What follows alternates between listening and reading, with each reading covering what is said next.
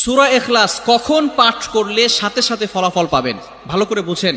সূরা ইখলাস হচ্ছে পবিত্র কোরআনুল কারীমের ভিতরে ছোট সূরাদের ভিতরে অন্যতম একটি সূরা। তবে ফজিলতের দিক থেকে সূরা ইখলাস হচ্ছে গুরুত্বপূর্ণ ফজিলত, এবং এই সূরাটা এমন একটা সময় আল্লাহ পাক রব্বুল আলামিন নাজিল করে দিয়েছেন যখন আল্লাহ রাসূল সাল্লাল্লাহু আলাইহি ওয়াসাল্লাম দ্বীনের প্রচার করতে লাগলেন।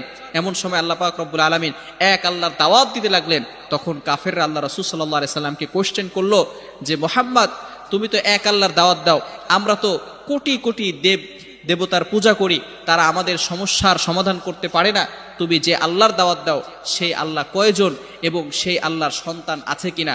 সাথে সাথে আল্লাহ পাক রব্বুল আলামিন এই কাফেরদের প্রশ্নের উত্তরে আল্লাহ রাসূল সাল্লাল্লাহু আলাইহি সাল্লামের কাছে এই সূরাটি নাজিল করলেন, কুল হুয়াল্লাহু আহাদ আল্লাহুস সামাদ লাম ইয়ালিদ ওয়া লাম ইউলাদ ওয়া লাম ইয়াকুল লাহু কুফুয়ান আহাদ। আল্লাহ পাক রব্বুল আলামিন এক, অদ্বিতীয়, এবং আল্লাহ